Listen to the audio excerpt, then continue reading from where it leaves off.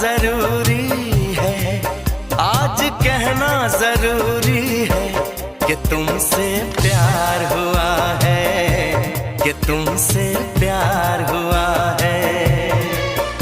बड़ी मुश्किल दूरी है, हाँ बड़ी मुश्किल दूरी है, कि तुमसे प्यार हुआ है, कि तुमसे प्यार हुआ है।